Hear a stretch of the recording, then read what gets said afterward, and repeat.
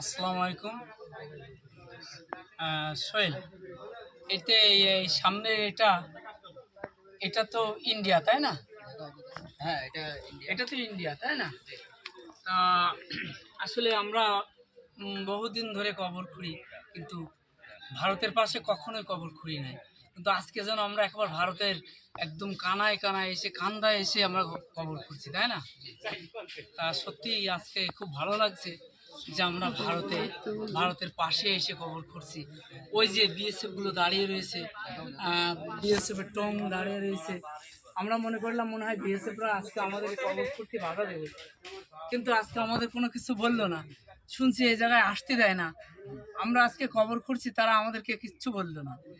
আসলে ওরাও তো মানুষ।